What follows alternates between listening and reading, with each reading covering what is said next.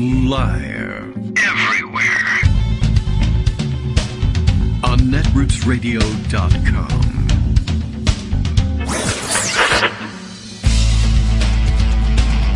David Waldman, Kagro, in the morning. Now, here's David Waldman.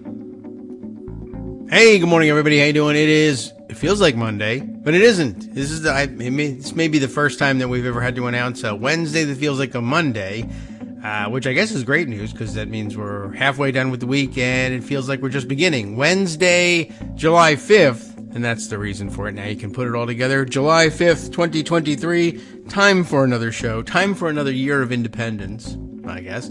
And how was your July 4th? We did take the day off. We ended up doing that a couple of reasons, not the least of which is America. And honestly, if you have another reason why we ought to throw you out of this country. Except anyway, it was a very nice day. Apparently, news reports say the hottest on record, globally speaking. So that kind of sucks. But no hotter than usual where we were. So, of course, that will mean that no one will believe anything, et cetera, and we'll go on making things worse. As a matter of fact, yeah, I guess I did. I participated in making things worse yesterday because I was so excited about the possibility of saving some money in my effort to make things worse, I guess. Yesterday, the Sheetz gas station around us, I don't know whether it was all the Sheetz or I don't know, regionally or whatever, but they put on a big promotion. It seemed relatively patriotic thing to do, right? They put their gas, all grades of gas, on sale for the same price, and they tried to make it $17.76. They could have probably these days. It's $17.76 a gallon. Fantastic. It's probably what it ought to be, but it isn't. It was $1.77 6/10. Remember that they still use tenths of a cent in pricing gasoline? I wonder when they're going to get rid of that. Anyway, I guess that's an easy way for them to state a price and then round it up by a penny and have nobody complain about it. So I guess I'll probably never get rid of it. Anyway, $1.77 6/10 of a cent per gallon was the promotion. Of course, when we finally got there, we used their, my wife has gone in for the Sheetz pump and pay app thing, which I guess is a good idea in terms of, everybody else has your information. Why not the gas station? And in exchange, they'll give you 3 cents off a gallon, which, as nice as that was, also rendered the whole exercise moot since, I guess we all started celebrating our independence in the 1740s. Thanks to the 3 cents off per gallon. But additional savings, we were almost out of gas in the minivan, no less. So, it was kind of an exciting prospect to fill up the minivan 17 plus gallons of gas for under $30. It has been a while since that's happened. And now, of course, it dawns on me. I still need the gas regardless of whether or not I think it's a good idea. But, so here I am. I celebrated July 4th by waiting in line for more gas to ruin the planet, even though it was already the hottest day on record. So, time to move, I guess, to an electric vehicle, although I guess energy economists could point out to me how much fossil fuel gets burned in order to recharge my electric vehicle as well. So, we need to move to solar electric charged vehicles or whatever, and we needed to do it 200 years ago, and we hadn't even invented the cars yet, so it was very difficult to make it all work. But certainly true. Gave us a chance to rerun the July 5th, 2022 show, which was only when I was plugging it into the system and getting it prepared for justice to use yesterday that I realized, and then I realized, oh my God, we haven't realized this, and now it's a story, that yesterday was not just July 4th, but the anniversary of the Highland Park, Illinois mass shooting. We're almost always on a mass shooting or the anniversary of one. I know, and we've gotten jaded to the whole thing, but that's actually the point of yesterday's rerun, was that we had this incredible mass shooting that had happened, at a small town, middle America, July 4th parade in the most idyllic setting you could imagine, and along the main street and everything, and some lunatic climbs up on top of one of the low-lying shops lining the front of this main street and just shooting indiscriminately into the crowd. And, of course, everyone remembers it when prompted, I think, but the fact is that we had to be prompted, and we have to be reminded. And sometimes we say, I have to be reminded of which shooting is it that you're talking about when you name the city that it happened in, because that's how many of these things we have. And, of course, the July 4th weekend didn't pass without its own brand new mass shooting. 5 people killed in Philadelphia, but it was Monday night, so I guess it doesn't count as July 4th. But certainly the July 4th area, should count for something, I think. And we pass by. Really, the point here is just how many mass shootings we sort of accept as routine, and nothing new for this audience. But I just thought I would use the holiday to point that out, and to point out that we could actually have an exceptional mass shooting that usually grabs our attention, and we'll never forget the anniversary date either, and not because it has personal significance to us for whatever reason, but because it's July 4th, and yet still, I don't know, I don't see how anything like as ridiculous as a mass shooting at a July 4th parade could ever be forgotten, but I forgot it along with many other people, so I'm ashamed of myself for having done that, and now you have. I don't know. Now you won't forget it again. Next year you'll remember. Greg Dworkin may have remembered. I don't know. He remembered to come back on Wednesday anyway, even though it probably, I guess all days feel more or less the same now. Good morning, Greg. How are you doing? All days feel Wednesdays. They all feel hump day. I have to admit, I'm extraordinarily disappointed in you. Oh, well, me too. But not for the reasons you think. Oh, all right. Not for the reasons you expressed. Oh, well, here's what you need to know about why Greg is disappointed in me.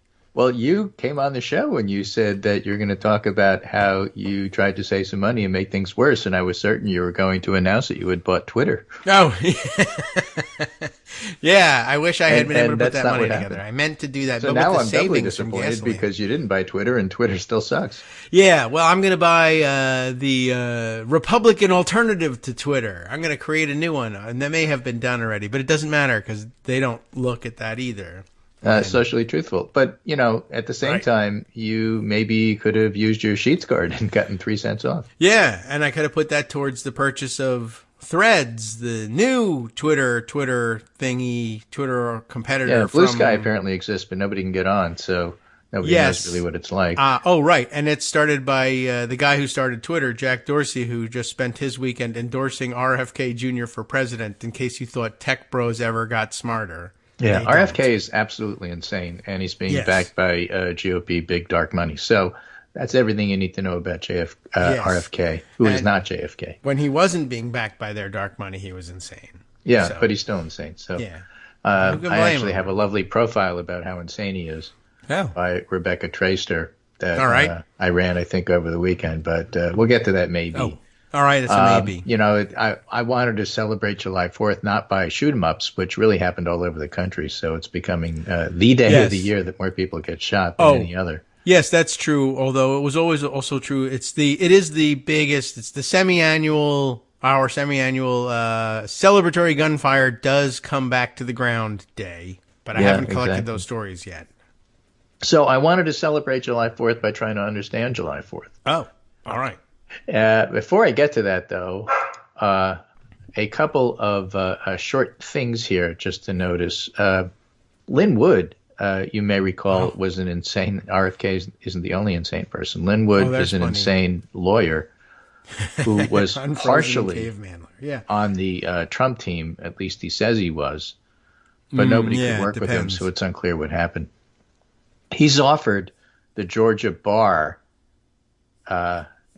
what he hopes is an offer they can't refuse. Oh, yeah? Instead of disbarring him, he'll simply completely and totally retire from the practice of law forever. All right. No. And I'm not sure they're going to take him up on that. Yeah, right. Well, I mean... They may disbar him and retire him from practice of law forever. I mean, that's an interesting offer. Too. Right. They could say, I'll tell you what, why don't we retire you from the practice of law forever? Right. Another thing, and I think I sent it to you, If I didn't, I should have. But Scott McFarlane posted a really chilling, haunting image, speaking of shoot-em-ups. This is a still image from recently filed U.S. Capitol riot case. Feds say this image was taken from a court-ordered search of a January 6th defendant's phone. Uh-huh. And what it is a defendant taking a picture of security and Secret Service, guns drawn, pointing directly at him, that he took on the phone. That's good. Did I send that to you? If I didn't, I should have. I don't think I've seen the right picture, but holy moly. Right, yeah, it's right at the bottom.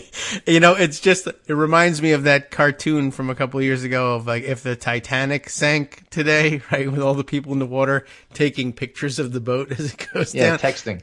Just kind of like, I mean, on the other hand, there's like, well, you should document if this has happened on the street, right? These police are inappropriately drawing their guns and pointing them at me. People do document that with their phones all the time. It's just a little extraordinary because of the setting.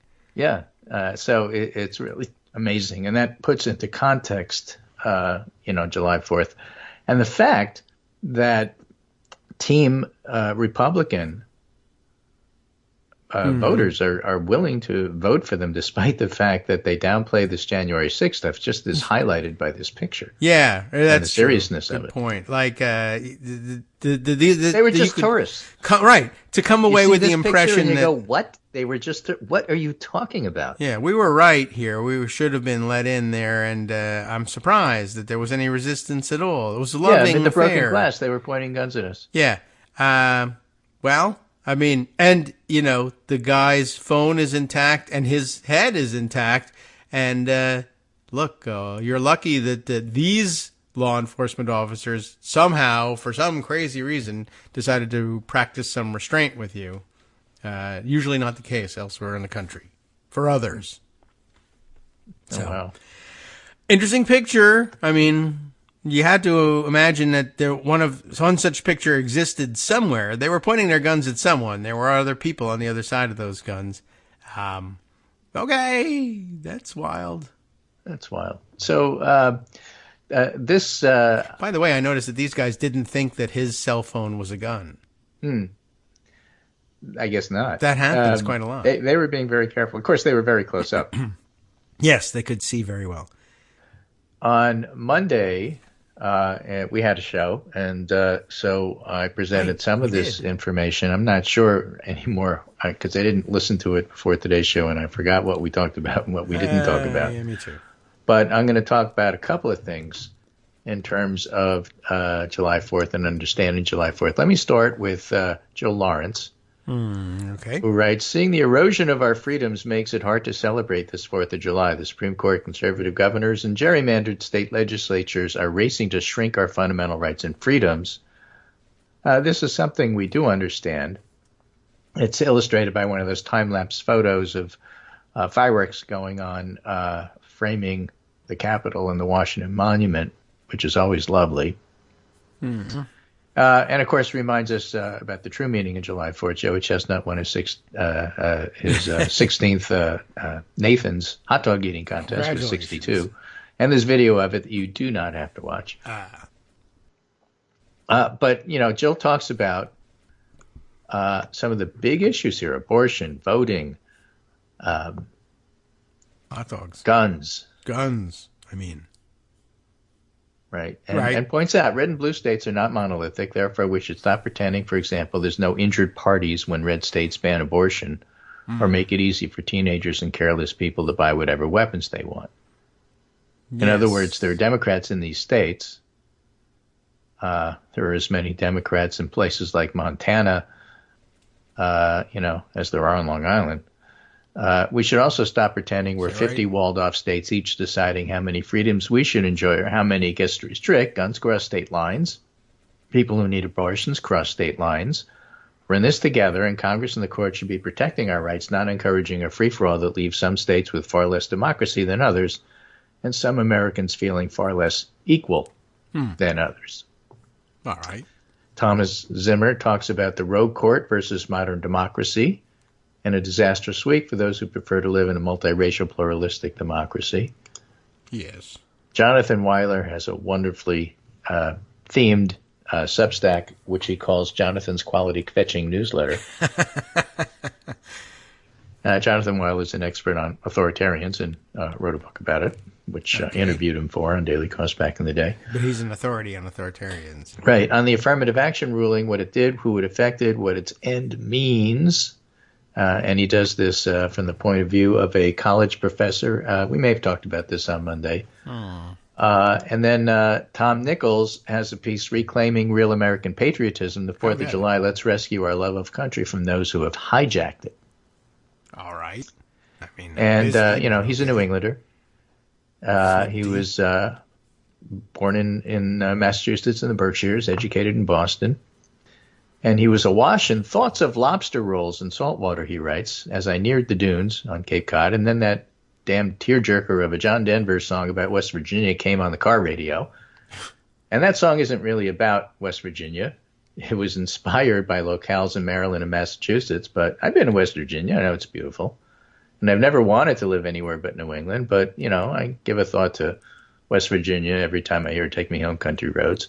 Sure. And that's when I experienced, he writes, the jolt of a feeling we used to think of as patriotism, the joyful love of country. Mm-hmm. Patriotism, unlike its ugly half-brother nationalism, is rooted in optimism and confidence.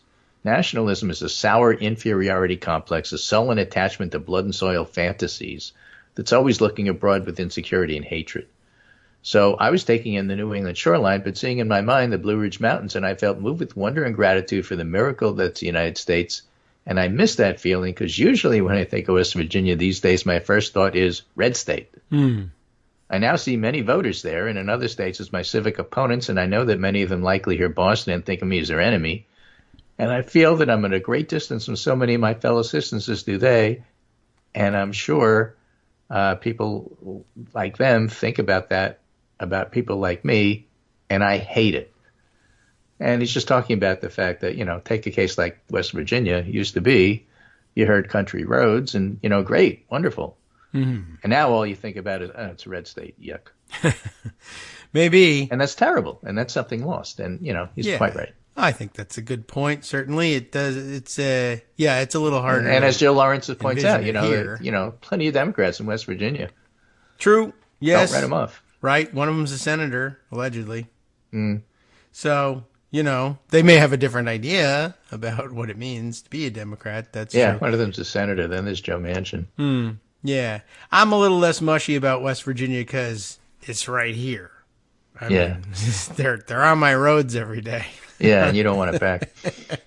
Right. I mean, it's a wonderful place and all. And by the way, the locales in Maryland actually being the inspiration. A lot of Maryland is pretty much West Virginia. So, it wraps around as well. They intertwine. Right. And Western Maryland is a completely different place. So, other things to add that we may or may not have touched upon but are still relevant. Classified documents probe reportedly ongoing even after Trump indictment. This is a report at the end of June. With Donald Trump already indicted, the special counsel's office is no longer investigating the classified doc scandal, right? Well, no. Oh. So this is when we learned 3 weeks after former President Donald J. Trump was indicted on charges of illegally retaining national security records and obstructing the government's efforts to reclaim them. Mm-hmm. The federal grand jury in Miami is still investigating aspects of the case. In recent days, the grand jury has issued subpoenas to a handful of people who were connected to the inquiry, those familiar with it said. So that's always interesting, and that's not unusual. Say the lawyers who do this for a living, trial lawyers. Yeah, those kind of guys. Say. Okay, not unusual. Because there's always little ends to tie up. And because the trial takes like a forever and a century, so you have time to do this. Mm-hmm. And multiple sources were quoted who said the special counsel's office is continuing its investigation. I see. But, you never know. This may help explain, Steve Bannon writes, why the former president referred to Smith this week, Jack Smith, as deranged. And speaking of Trump's indictment, thanks to an instantly infamous recording, most of the recent focus has been on Trump's apparent willingness to present highly confidential war plans. Secret. Yes. This is secret information. Look at this, Trump said, adding, isn't this incredible? It is so cool. That's the But the weirdest indictment line. also pointed to an alleged meeting in which the former president showed a classified map to somebody who was described as a representative of his political action committee, who we now know as Susie Wiles, which we talked about.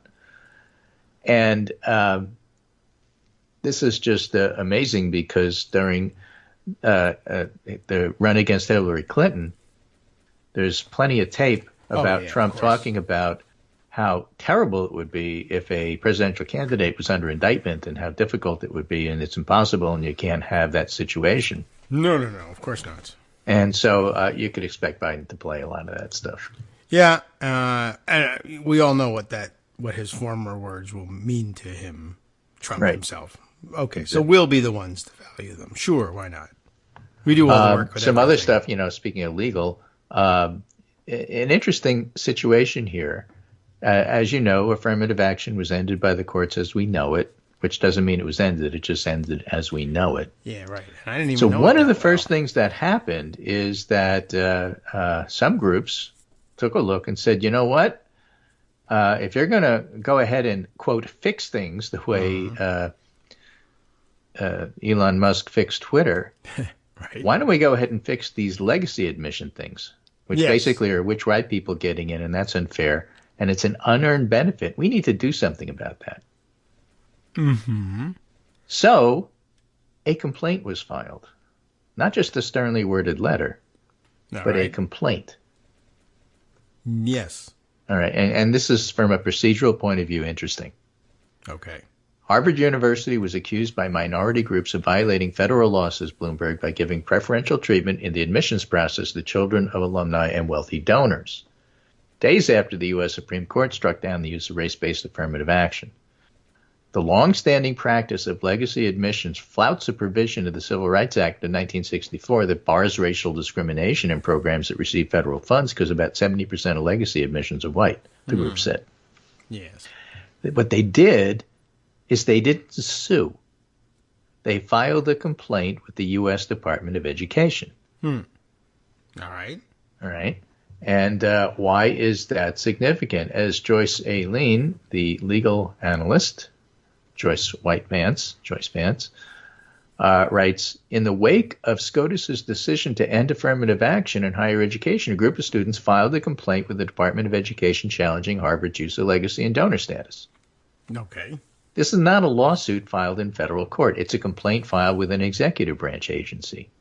That was the right approach here, and it's worth taking a moment to understand why, as challenges of this type begin to percolate. Why don't you just file a lawsuit in a federal court? Because the cases SCOTUS decided alleged Harvard and University of North Carolina engaged in intentional discrimination, the affirmative use of race as criteria for admissions. Individuals can challenge intentional discrimination in court under Title VI of the Civil Rights Act and the 14th Amendment. But the challenge to legacy status isn't about intentional discrimination. It's disparate impact.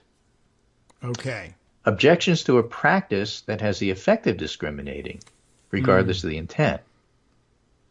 Okay. Title VI of the Civil Rights Act prohibits recipients of federal financial dollars, which is to say the schools, from discriminating based on race, color, or national origin. But a SCOTUS case, Alexander v. Sandoval, says individuals can't sue for disparate impact.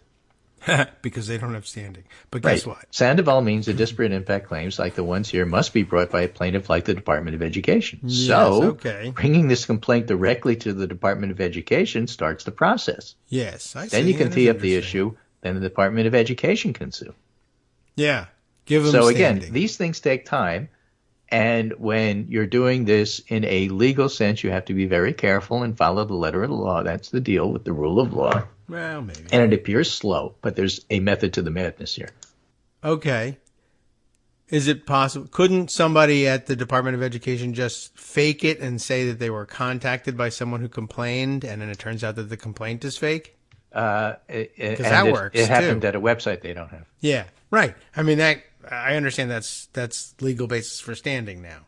So they should have tried that. But okay, they went the old school and They actually went the old school right way. Yeah. The Department of Education has an office called the Office for Civil Rights, OCR, that litigates these issues in court. And for almost 6 decades, the OCR at Education, working with DOJ, has enforced Title VI, the regulations that implement it. All right. Now that affirmative action is gone, It's time to deal with the lasting impact of historic discrimination in education. And if Ron DeSantis is upset about the use of critical race theory, just think about how this is going to set him up. Yeah. I'm sure he'll be angry about that and fight with, I don't know, who's left to fight with. They'll find somebody he hasn't picked on yet.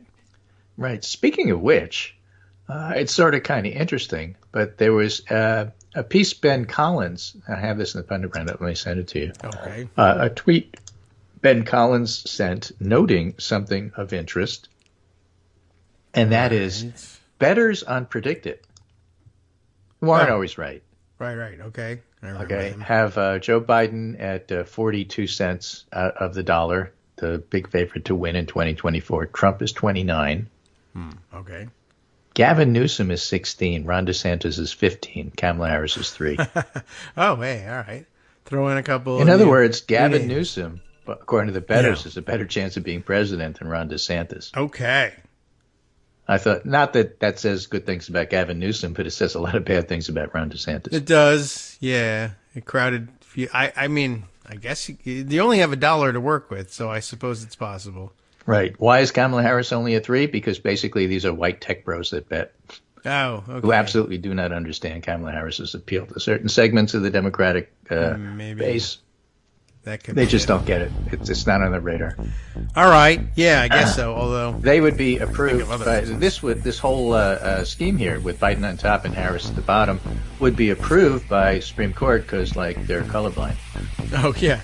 Well, then they're all right with it. But yeah, I mean, well, Kamala Harris just like the tech bros who were betting here, who don't see Kamala Harris as viable. She is sort of bound to the whole, approving the ticket thing and not running against Joe Biden without Biden stepping out of the way. Newsom, maybe not.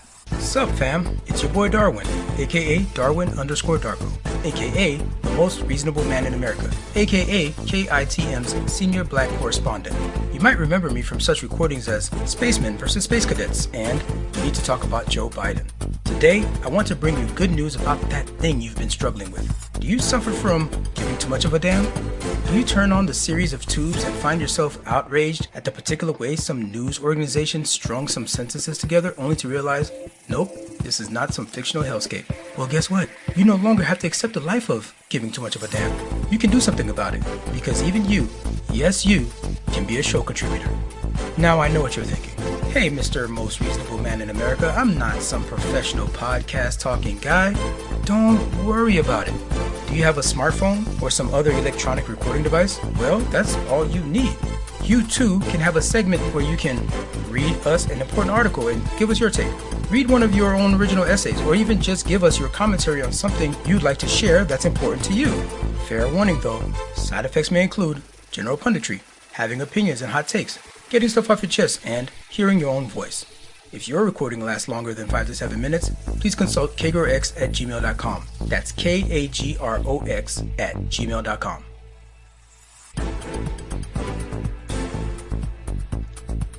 Welcome back now to the Kagro in the Morning Show here on Netroots Radio. Let's continue on and let's see what other there are probably some other stories.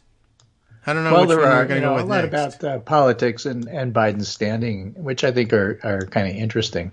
Standing. Let's start with this one. I don't know if I sent it to you, so let me send it to you now. Do you keep track this of what is Thomas Edsall. Title of his article, The Biden-Trump Rematch, is already here. All right, I'll see. Well, I'll look at the bottom. You probably already put it there. Okay. One of the most significant developments in the run-up to the 2024 presidential elections emerged largely under the radar. From 2016 to 2022, the number of white people without college degrees, Donald Trump's core, has fallen by 2.1 million. And they can't get up. Over the same period, the number of white people who have graduated from college, an increasingly Democratic constituency, has grown by 13.3 million. All right. One of my kids is in there. These trends do not bode well for the prospects of Republican candidates, especially Trump. Biden won whites with college degrees 51-48 in 2020, but Trump won by a landslide 67-32 among whites without degrees. And even so, there's new data that reflects Trump's ongoing and disruptive quest for power. Yeah. In a paper published last year, Donald Trump and the Lie, Kevin, Arsenault and Rory Truex, political scientists at Sciences Po Paris and Princeton, analyzed 40 days of polling conducted intermittently over the crucial period in Waukesha County. This is national. From October 27, 2020 through January 29, 2021. In other words, the 3 or 4 months just prior to the election when polling is likely to be accurate. Okay. Unlike what we see now. The authors found that Trump's false claim that the 2020 election was stolen from him had continuing ramifications. Here's the quote: "The lie is pervasive and sticky. The number of Republicans and independents saying they believe the election was fraudulent is substantial, and this proportion did not change appreciably over time or shift the important political developments. Belief in the lie may have buoyed some of Trump supporters' self-esteem." In other words, if they picked him and he lost, it must be because we were cheated. Yeah, sure. It's the only way I can justify to myself that I didn't make a mistake by picking him. All right. That's one theory of it. It's why when somebody is defrauded, it's really difficult to convince them sometimes, at least in the beginning, that they were taken to the cleaners. Well, I lost a 3-card monte, but I really watched the guy, so it was an honest game. Yeah, I guess so. The more obvious wasn't my fault. The fraud in hindsight, maybe then the more embarrassed they are to admit that they fell for it. Exactly right. In reaction to the lie, the authors write, "There's a significant rise in support for violent political activism among Democrats, which only waned after efforts to overturn the election failed." Mm-hmm. Endorsement of the lie pays off for Republicans. Republican voters reward politicians who perpetuate the lie, giving Republican candidates an incentive to continue to do so in the next election cycle. Now, these trends are among the most striking developments setting the stage for 2024. Among the additional conditions working to the advantage of Democrats are the increase in Democratic Party loyalty, the political mobilization of liberal constituents by adverse Supreme Court rulings, which is going to be bigger all the time because there's more and more adverse Supreme Court rulings to mobilize people over, not just Dobbs. True. Right. An initial edge in the fight for an electoral college majority and the increase in non-religious voters, along with the decline in church-going believers. All right. So setting up well demographically, I guess. So it was a close election that Biden won, but on the other hand, there's every reason to think Biden will win again.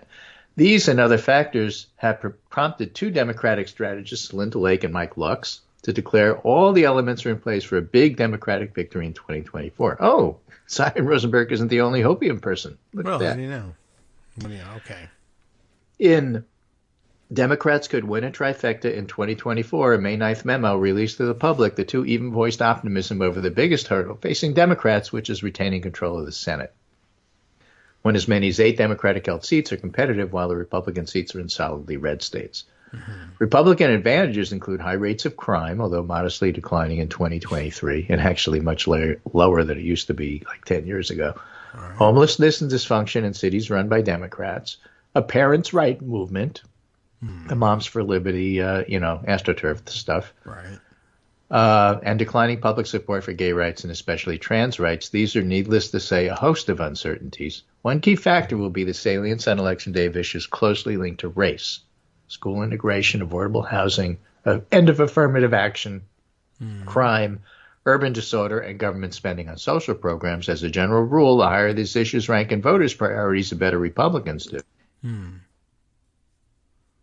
But in that respect, the success of conservatives in barring the use of race in college admissions has taken a Republican issue off the table.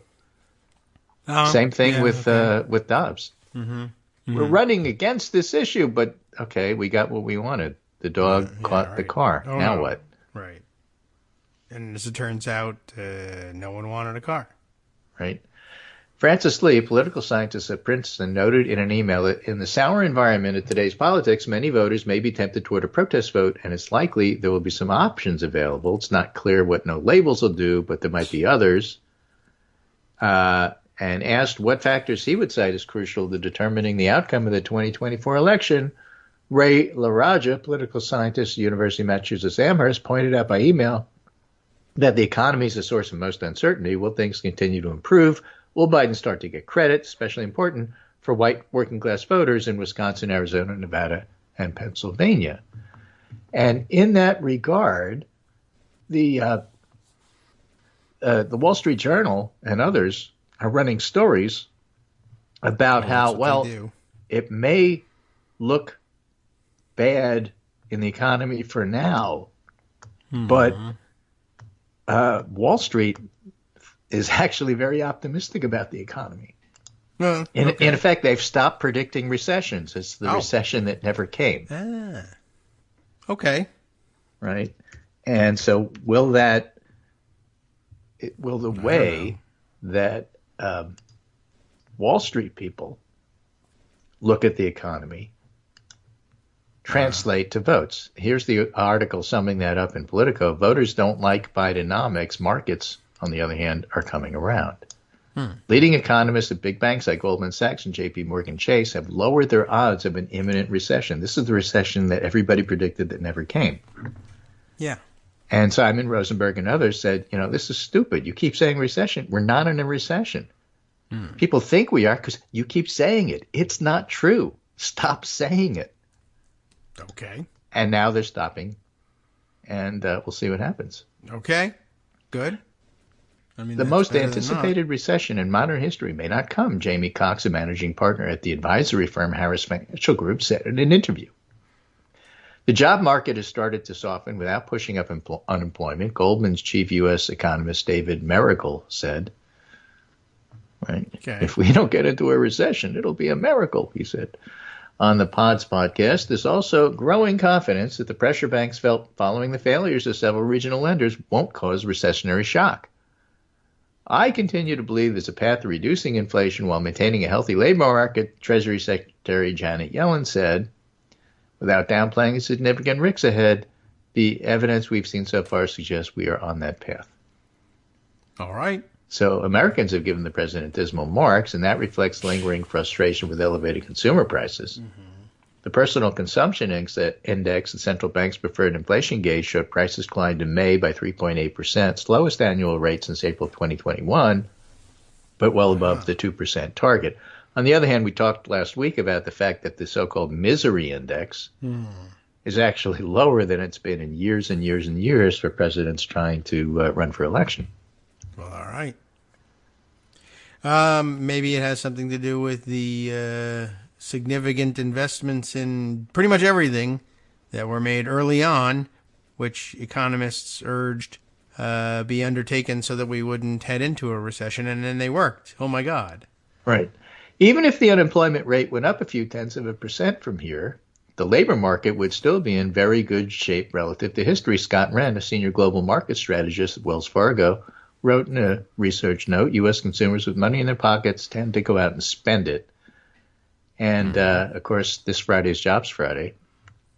Oh. So we'll see what happens with payrolls and unemployment. But, if it's a strong jobs market and inflation is dropping, that is simply a terrific place to be. So Biden's going to run on that and label it Bidenomics. All right. And at the same time, the Republicans say, he's doing our messaging for us. Bidenomics. Stagflation, terrible prices, everything is awful, but messaging is only as good as the message. And, if inflation remains lower and the job market remains strong and Wall Street starts saying, hey, we're in pretty good shape, that's what people will hear a whole lot more than Republican messaging. Okay. Hear this. I got gas for $1.74 a gallon. So yeah, when's the last time that happened? All right. Not since the misery index was much higher. Right. So Alan Abramowitz, a political scientist at Emory, documents growing Democratic unity. That sounds good. As a result of these trends toward intra-party consensus, there's been a steady drop in the percentage of Democratic defections to the opposition. All right. The party's voters have become less vulnerable to wedge issue tactics, especially wedge issues closely tied to race. Right? You can imagine, like, Republicans are going to South Carolina in the Democratic Party and tell them that,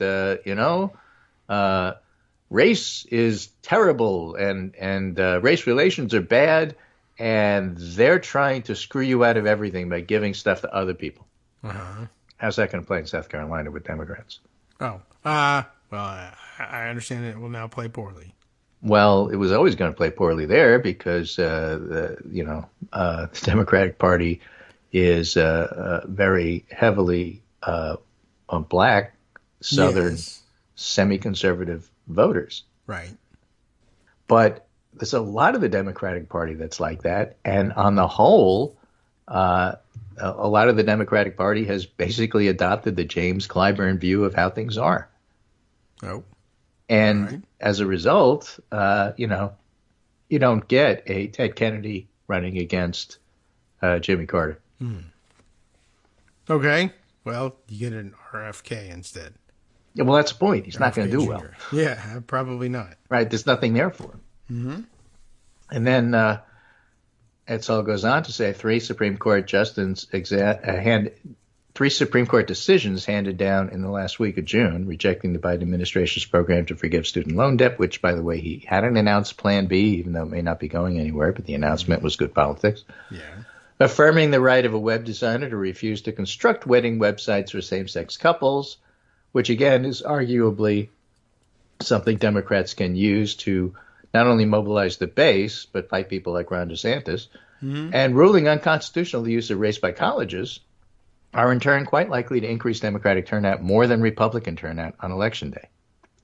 Yes. So once again, the Republicans may be sorry that the dog caught the car.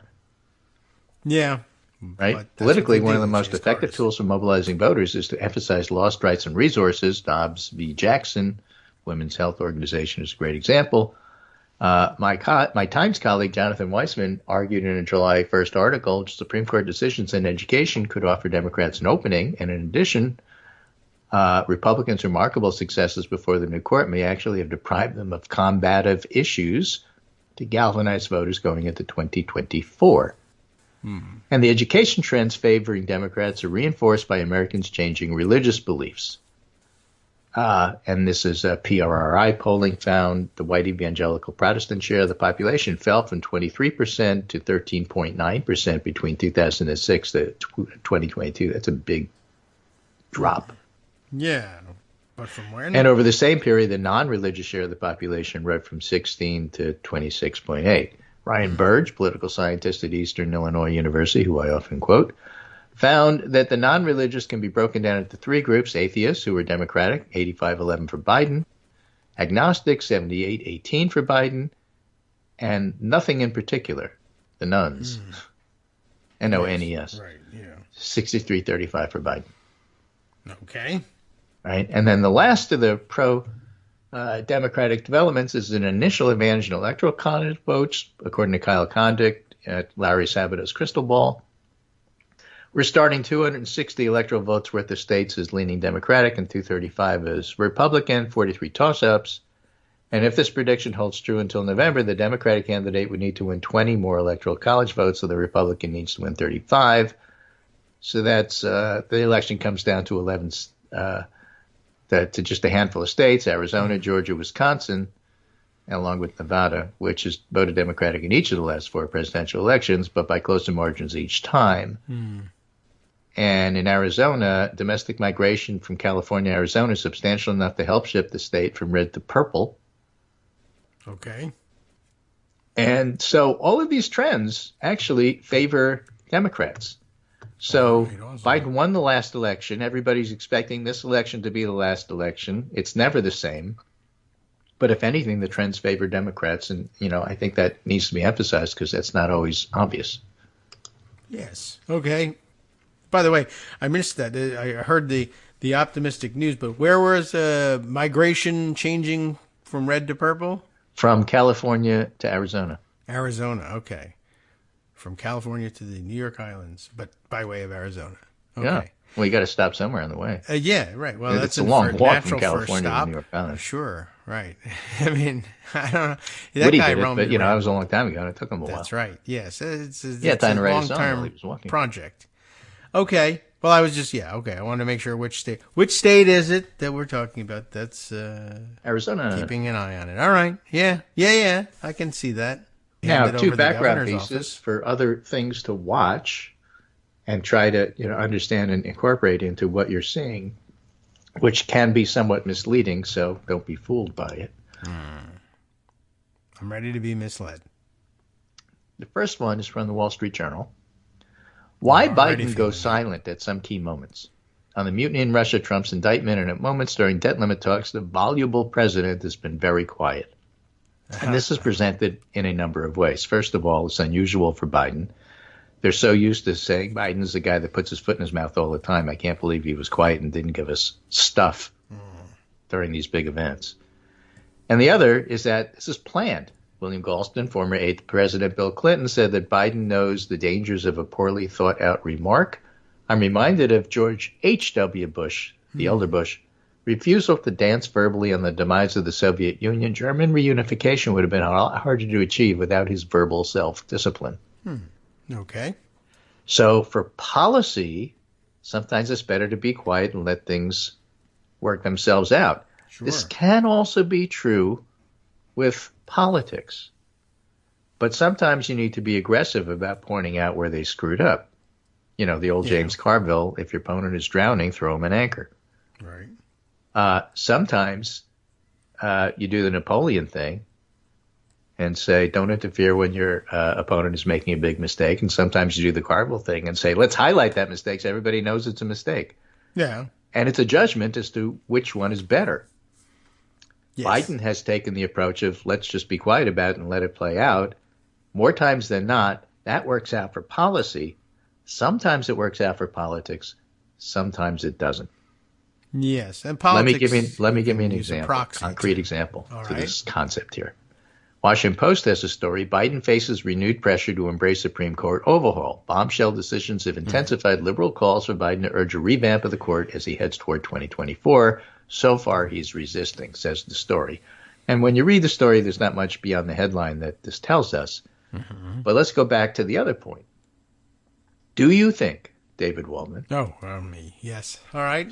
political analyst and advisor, that it's better to get reelected and then deal with the court, or to talk about the court first to try to get reelected?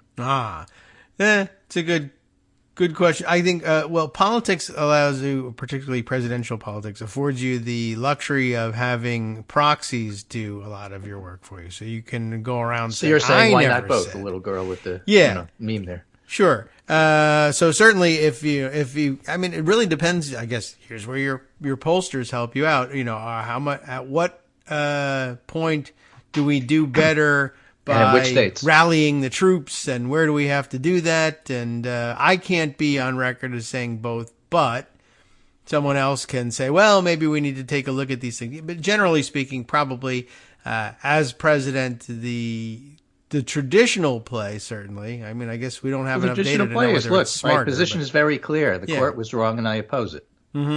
Right, and what you're gonna do about it. Yeah, usually I would say probably stuff like that. It's better to can't do anything until play you it give close me to the a vest. Democratic Senate and House. Yeah, well, that's true too. So I'm not talking about it until you do those things. Then we'll talk about it. Yeah, generally speaking, Biden has a appreciate reasonable the argument to silence say on that's a things. better approach. Yeah. Yes, and it has been. I mean, you know, there's always the issue of, well, you really don't know that much about how effective the other route could be because no one ever tries it. But then again, it's not necessarily that no one ever tries it. It's just they never get here unless they refrain from trying it. And then, I'm stepping back and thinking, you know, if this were, 2016, 2020, and Elizabeth Warren or Bernie Sanders took a very aggressive approach about what to do about the Supreme Court, which, one could easily construct a what if. I don't think they do especially well with it. If we're talking about a so situation where if you're they're talking the about, nominee, nobody ever takes that route. Well, some people have tried taking that route. Yes, They don't win. But yeah, I mean, I've never seen the nominee or presumptive nominee. Yeah, that's the point. You don't see the winning nominee doing that, but right. maybe that's why they were the winning nominee. Right. You can't tell exactly, but I mean, in this case, it's also fair to say, I think at least Bernie Sanders probably has this understanding, and Elizabeth Warren may have also come to this understanding, as losing primary candidates. They were essentially, in the long run, acting as those proxies. Well, we'll be the ones to say this stuff. We're in a position where only a long shot gets us to the nomination. And this is the long shot, so let's take it. So personally, sure, why not? It might work. But as far as their position with the Democratic Party or the broader Democratic caucus in the Senate, what have you, when you're speaking about Bernie Sanders, they also realize, well, there may be a long-term advantage to the Democratic team here by my voicing this opinion, getting the idea out there, building support for it, and not forcing the guy who's probably going to be the standard bearer to carry that with him, even Absolutely. if he agrees. And I am totally on board with that, and apparently Tom Edsall is too. Oh, all right. The point is that with a more united Democratic Party, you can do stuff like that. Yes. And it's not immediately divisive. Mm-hmm.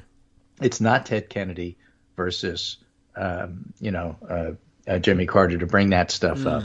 Yeah. And it's not even Obama Hillary to bring it up. It's not divisive to have this sort of idea get floated by part of the party, because the moderates in the party understand that when push comes to shove and you have to pass legislation like the Infrastructure Act and the other pieces that Biden actually got done, both sides of the party will come together and do what needs to be done.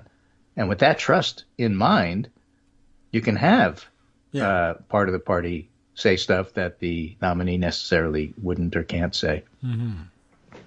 But at the same time, you can't expect Biden to position himself prior to the election on this stuff. Not going to happen. Not if there's no demonstrable good reason for it. Yeah, I mean, basically some advisor will come and say, oh, you're going to come out and say, pack the Supreme Court? That's politically brave, Mr. President. And if anybody's ever watched Yes, Minister, where whenever the permanent secretary, which is to say the civil service, wants the politically elected minister to not do something, all they have to do is whisper in his ear, oh, you're going to take that position? Well, that's politically brave. And immediately the minister will pull back and say, what? Nope. What do you mean? Don't want that. Why are you saying that? I don't want to be politically brave. I just want to I don't want to be first. I don't want to be out there. The end. I want to do something politically popular where no one will notice. Yeah, well, I mean, I understand his position, certainly, and I certainly, I mean, regardless of what I think the strategic value of it is, I've come to expect that incumbent presidents, Democratic presidents anyway, they don't put themselves way out on limbs for anything, even when it's kind of obvious that that's where the body of the party has gone. Sure, Obama and gay marriage. Yeah. That's one, yeah. Obama and arresting Republican malfeasors and predecessors.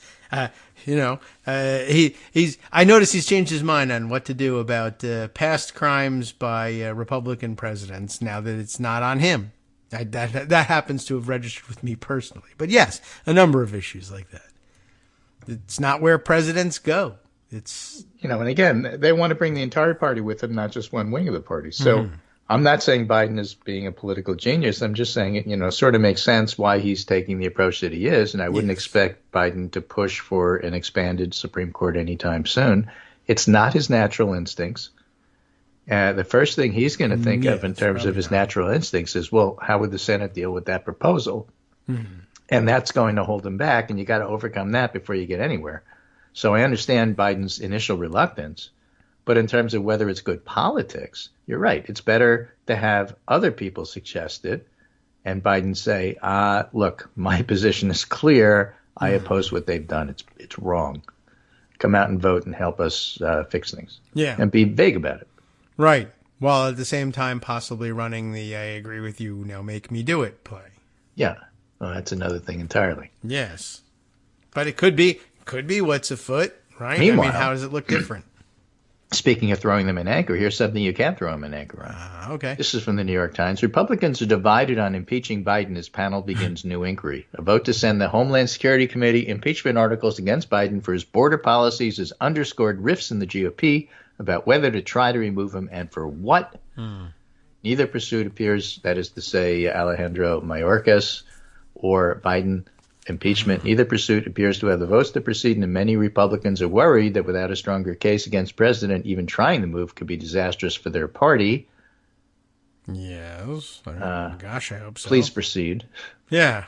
Several rank-and-file Republicans from politically competitive districts have balked at the idea, even after McCarthy endorsed the push.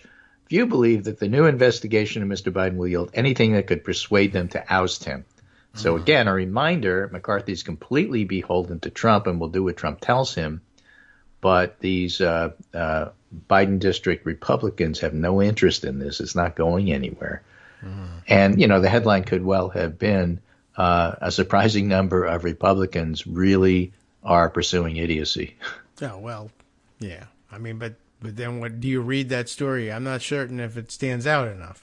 Even among Republicans who support removing Mr. Biden, there's deep skepticism about whether focusing on his border policies is the best place to build an impeachment case. Yes, that too. That's a side issue. It's not the main issue here, said Representative Carlos Jimenez, Republican of Florida and a member of the Homeland Security panel. You should be looking at Hunter Biden, son. Did he actually say that? The I'm not sure president whether really it's is a going to have joke the or majority of his problems. Yeah. But that panel and they're looking at that found too. any evidence of wrongdoing by Mr. Biden despite months of scrutiny. I mean, these people are nuts. You have to understand. They're crazy. They live in a different world. Yeah. They actually believe Fox News, which is really dangerous. Well, yeah, that's certainly the problem. And they have their own version of hopium, right? Well, we feel that we only lost the election because it was stolen from us, and so and if we you only need look to... hard enough and clap loud enough, Tinkerbell will live. Right. So they couldn't prove the stolen election thing, and they couldn't prove this or that or the Hunter Biden thing, and so they say, well, we'll impeach the president. We'll reverse the election that way, and it's an understandable feeling. I mean, I certainly felt it about Trump, but then he obliged by doing impeachable things. So, whatever. We'll continue tomorrow if you don't mind. I don't mind. Okay, terrific. We're in agreement. All right, welcome back now to the Kagro in the Morning Show here on Netroots Radio. Let's start our second hour today, this Wednesday that feels like a Monday.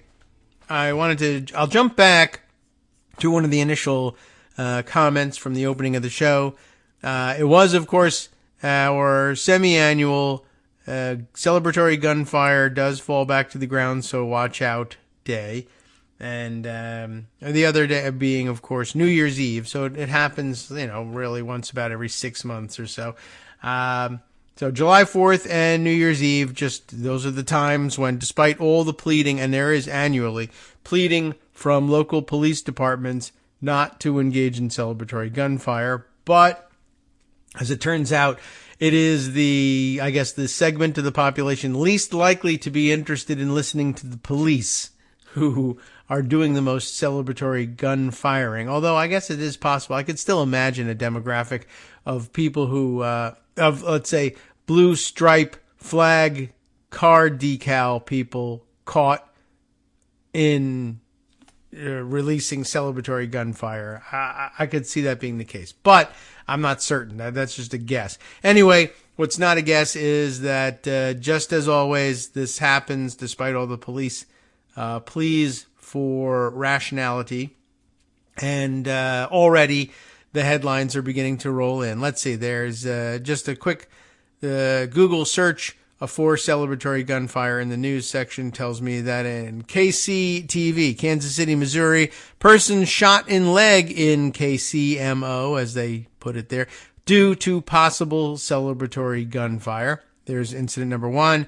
CBS 17 reporting 3 Raleigh, North Carolina homes hit by suspected celebratory gunfire on 4th of July, police say. And lastly, what's last in the list of what's currently being reported, it usually takes a couple of days for all of these stories to come out. Sources say boy shot in a Texas apartment, possibly hit by celebratory gunfire. So, yes, those bullets do come down. They hit something.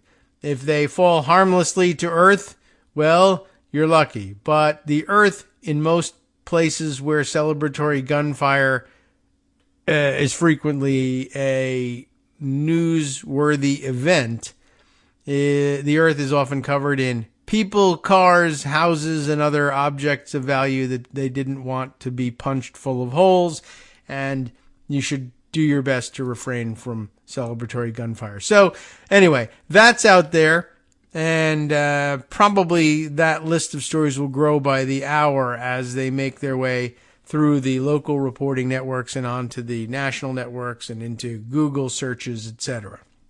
So if you want, keep an eye out for that. In the meantime, I do have an interesting gun story that I just thought I would bring you up to date on, even though there are many other stories that we really should be getting to. But what can I tell you? This one really grabbed my interest over the weekend. A Republican wingnut Twitter account from, I forget who, I'll have to look it up, from the Heritage Foundation.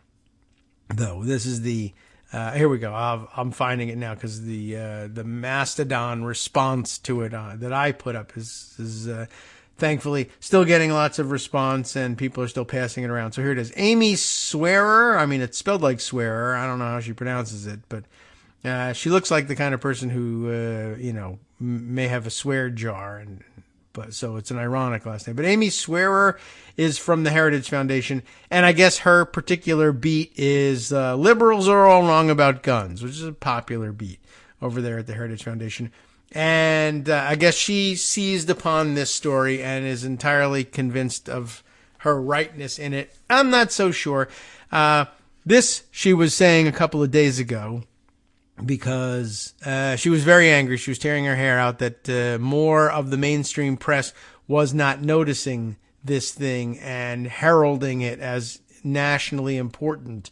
But that's just, in this sense, we have the same frustration. She's shocked and appalled that a story like this would remain a local story, whereas I'm shocked and appalled that it always remains a local story when a 3-year-old finds a gun and shoots his mom or something like that. It sometimes makes a splash in the national news, but rarely and for a very brief moment in time. There really needs to be some more spectacular aspect to it, like it should take place in a Walmart or whatever. I mean, just the other day, we had the 2-year-old who shot his pregnant mom and killed mom and the baby as well. And, we're over it. Nobody's talking about it anymore. But she has the same frustration from the other side. Why aren't more people talking about this story? On June 27th, she was tearing her hair out that this thing had happened, I think, 4 days prior, and no one was noticing. And she's angry and tweeting, "It's indisputable," and it's almost never indisputable, certainly not when a Heritage Foundation person says so. "It's indisputable that an armed civilian stopped an active shooter last week.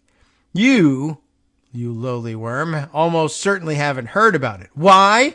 Because Las Vegas police have gone out of their way to downplay it, while the media have shown basically zero interest." And she follows with the whole thread on this story. Now, what happened here, to give you the very basics, is that a person, actually a resident, I think, of a fashionable high-rise apartment complex in Las Vegas, not on the Strip or anything, a few miles, or not a few miles, I think a 10-minute walk, they said, from the Strip. Very, hot location and a very nice, apparently, luxury apartment complex. Turnberry Towers, if you're from the area, and you can tell us whether you think it's deserves the label of luxury high-rise. Anyway, a guy showed up with a assault rifle, initially described as an AR-15 style rifle, and you can see why.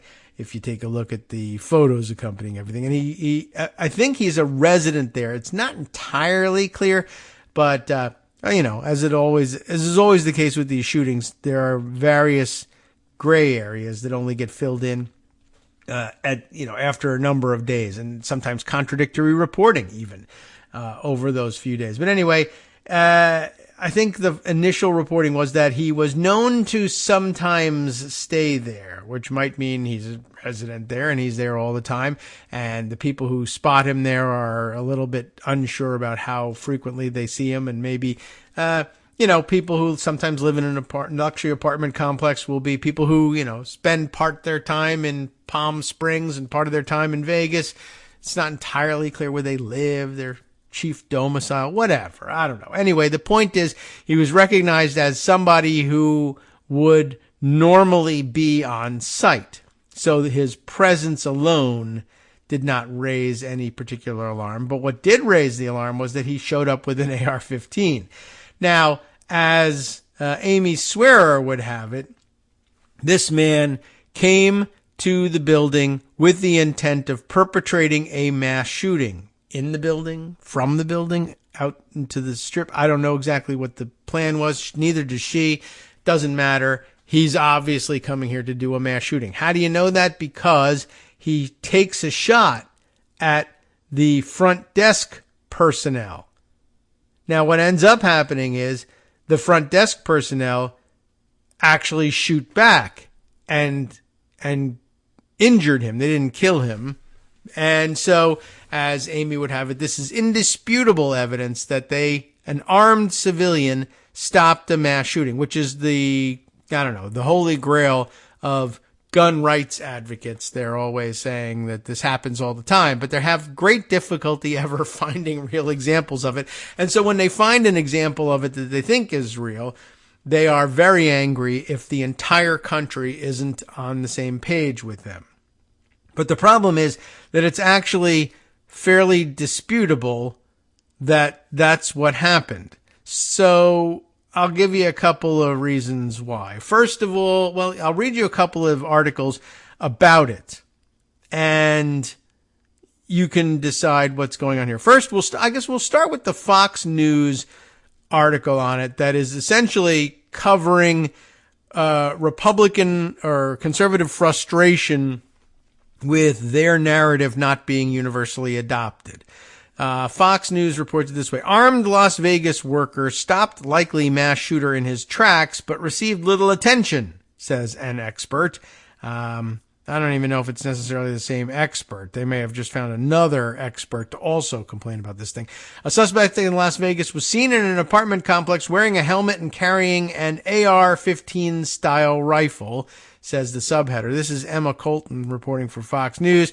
A gunman wearing a helmet and carrying an AR-15 style rifle was caught on camera at the entrance of an upscale Las Vegas apartment complex before an armed employee of the building opened fire and stopped him in his tracks. So you're already beginning to see the dissolution of the, armed civilian stopped the mass shooter. Definitely a mass shooter. Maybe he was just coming to shoot the front desk people.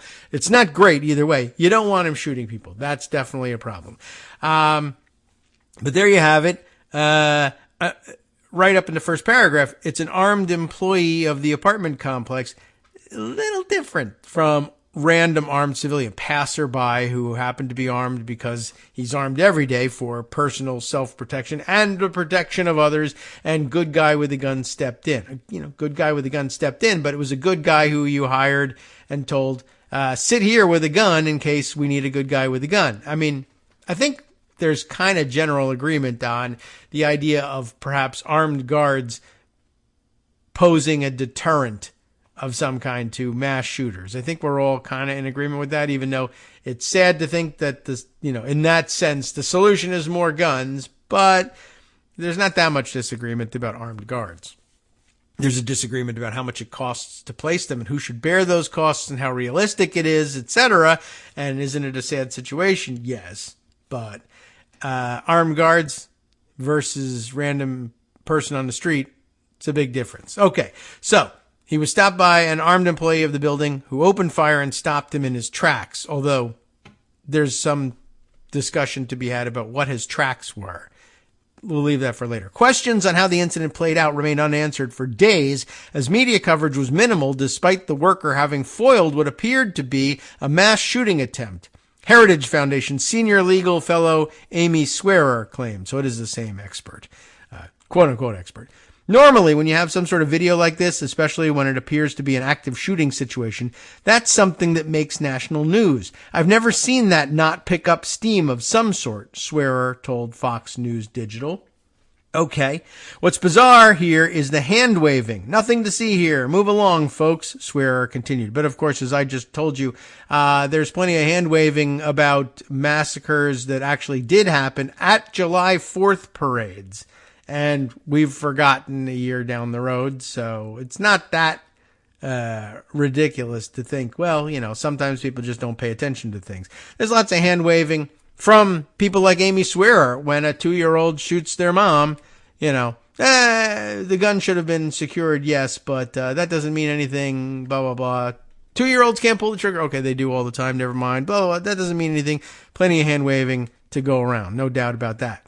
So, now, I guess what's not displayed here anywhere, and it's the video is surveillance video from the building, and it's not that easy to find, although I did see at least one bird site account that had what purported to be that security video. And when I say we were going to get back to what his, stopped in his tracks, what were his tracks, and it's undisputed that he stopped a mass shooting, well, like I say, it's pretty disputable because the video shows, and we haven't even gotten to the main part of the story yet. I actually should probably do that. But a long story short, because this will be covered, I'm sure, even in the Fox News, they'll have to acknowledge this.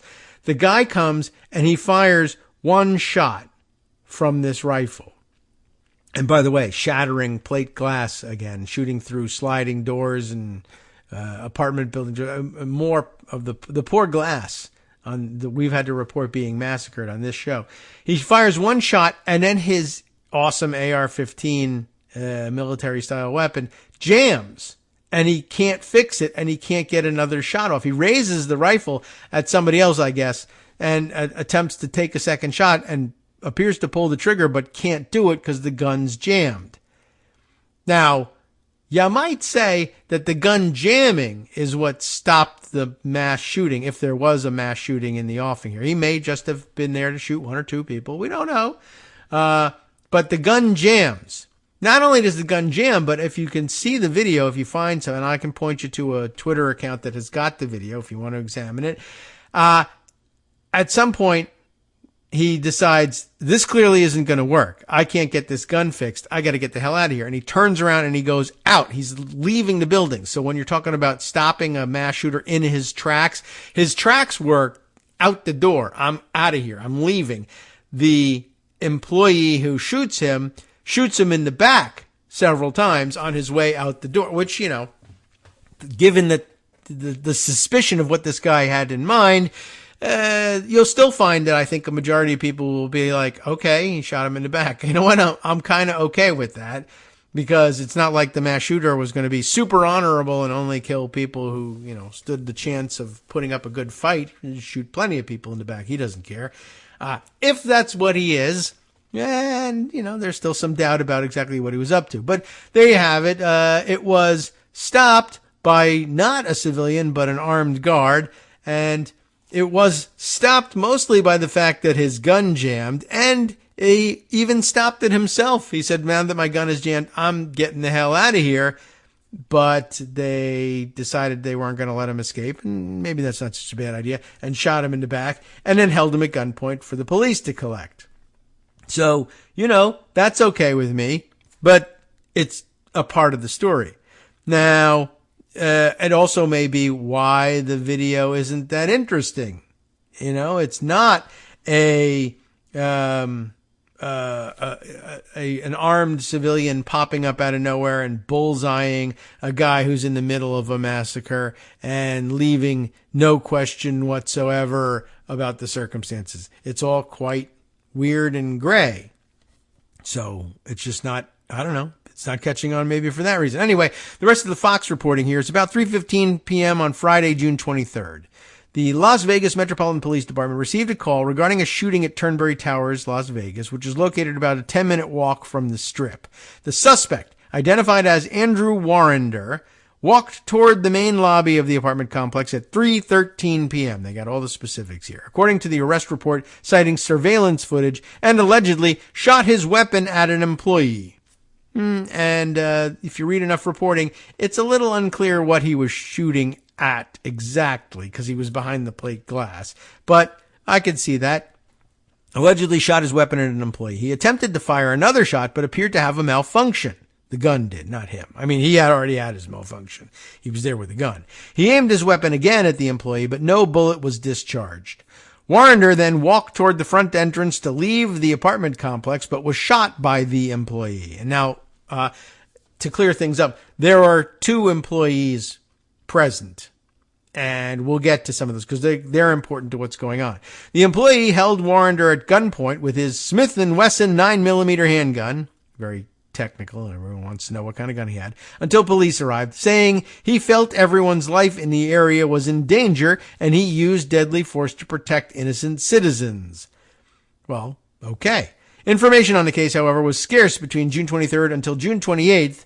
There were bare-bones news articles immediately after it happened, reporting that 2 people were involved in the shooting and the public was not in immediate danger. But apparently Fox and Amy Swearer are outraged by the fact that there weren't complete details immediately. This is the normal development, certainly of any shootings that I've seen. And even more to the point, it's really kind of the way news reports go about everything. They don't know what the hell's going on.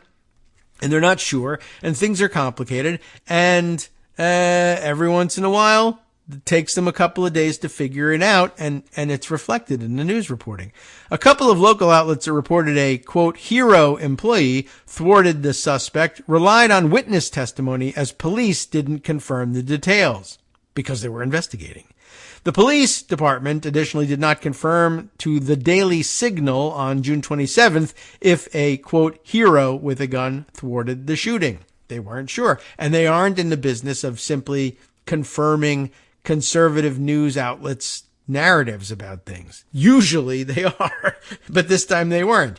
And now they're very angry with the Las Vegas police. I can understand why there's not this immediate asking of questions. It's just sort of move along. But the question becomes, why are the police framing it that way? Swearer said. And maybe they don't know, but it seems pretty clear that by the next day, when you see this video start coming out, it seems very clear that there's something else going on here. And, of course, she has a point. It's just not the point that she thinks. It's video of the guy saying, yes, excuse me, I actually did that myself for one time. But I'm out of here. I usually go with the F on that one. That's landmark day. All right. Well, there'll be a lot of fans of that one. Gilly, you'll be happy about that. But he says, I'm done with this. I'm out of here. And then he's shot. I mean, that's a less than a clear picture. And you can see why people are trying to figure out exactly what's going on. Anyway, she's not done complaining. And even with these follow-up stories, even with the media itself, you still have this framing of, oh, well, he just stopped it. A hero employee who did this hero thing that we're not going to go into detail about, Swearer said. And I think as the details become clearer and they really nail down the story, there'll be a lot more room for that. This is not out of keeping with the normal news cycle. Anyway, Swearer said the video of Warrender that is circulated online has the earmarks of an intended mass shooting. It really doesn't. It has the opposite. It remains unclear what the shooter's motives or intentions were. Generally speaking, when you have somebody in a public space with a rifle who just begins firing, not at a specific person, well, it was. He's just like firing into glass doors, she said. That has all the earmarks of someone who's bent on a serious form of violence against more than one person. Swearer said normally when video circulates of an individual in a public place holding a rifle, it makes national news, and it really doesn't. Unless the news is, look what they're doing. They're persecuting this person for their right to open carry. I've never seen that not pick up steam of some sort. And of course, it did pick up steam.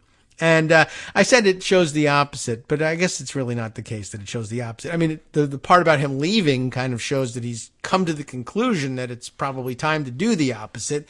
But anyway, I guess I would have to agree that somebody coming and shooting out the glass in the front door is, in fact, showing hallmarks of potential for serious violence. I'll take that back.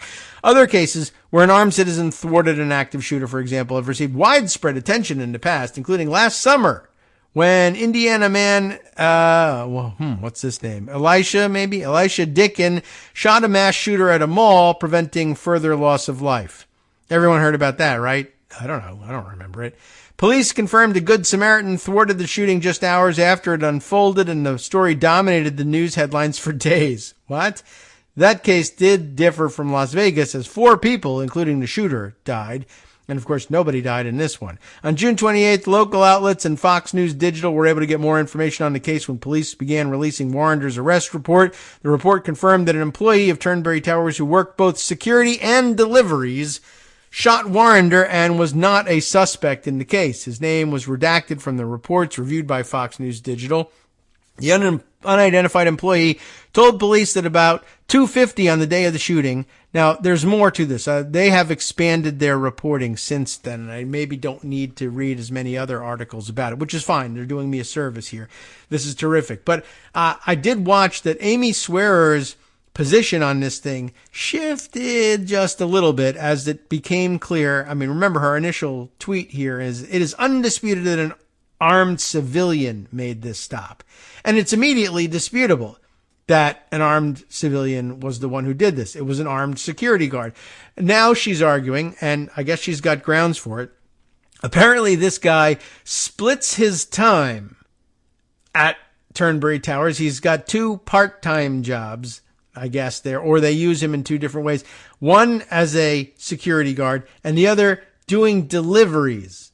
I don't know whether they're deliveries for Turnberry Towers or their residents or what, but she's now latched onto that saying, well, you see, he's only part-time security. And it's alleged, she alleges it, that his job didn't require him to be armed.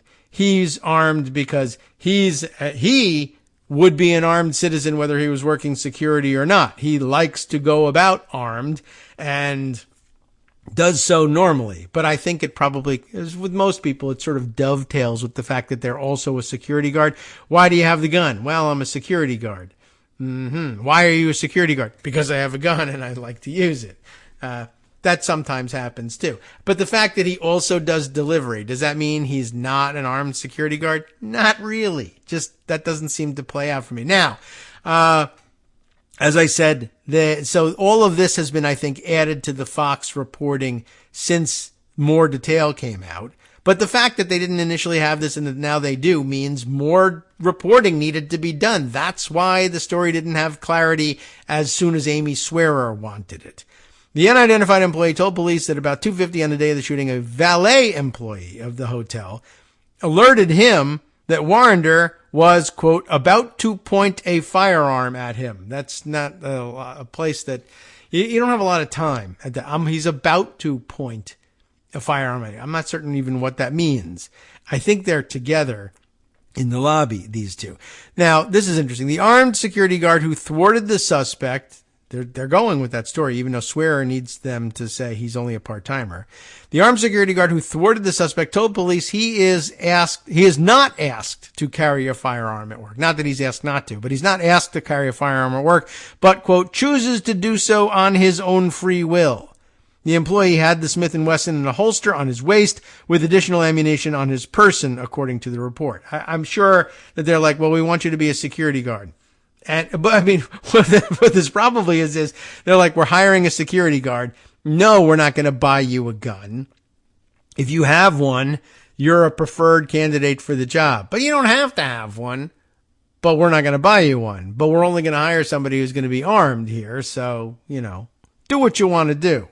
Anyway, police said the employee discharged 12 to 13 rounds at Warrender, causing him to fall down and drop the rifle. Not kill him. Didn't get a kill shot out of the 13 rounds.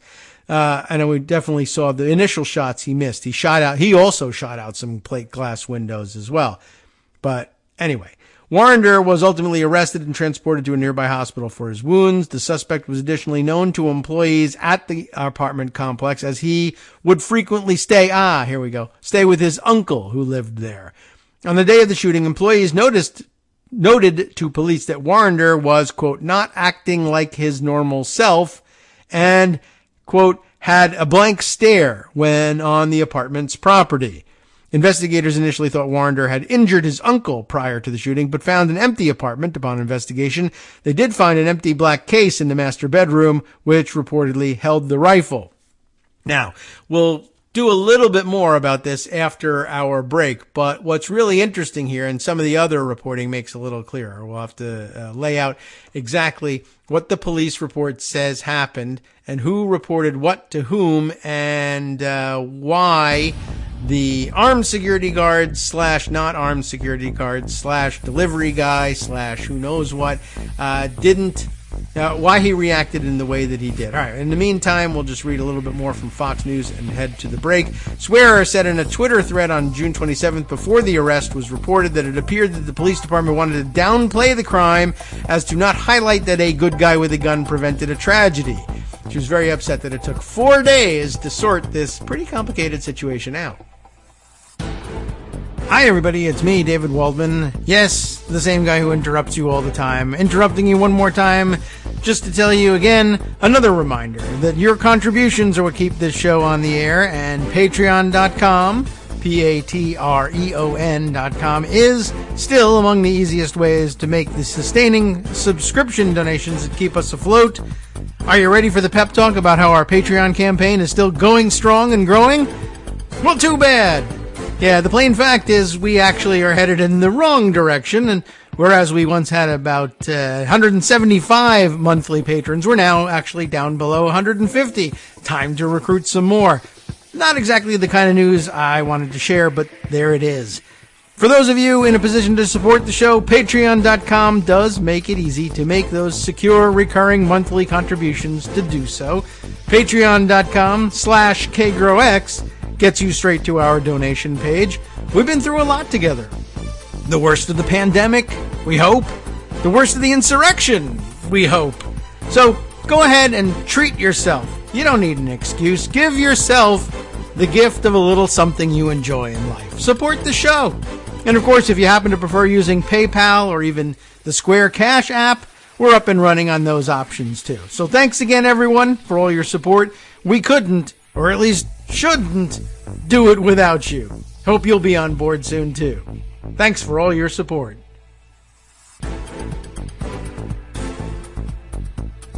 All right, welcome back now to the Kagro in the Morning Show here on Roots Radio. Yeah, all right, I'm going to continue with this crazy Las Vegas story because I do think that there's more to it. So, all right, that was the main Fox News coverage. There was a little bit more, but it's, I don't know, but more Amy Swearer complaining, I think.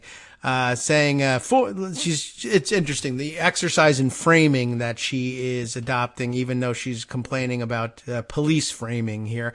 4 days, and LVPD apparently doesn't think it's important to clarify basic facts of an incident that would probably garner national attention.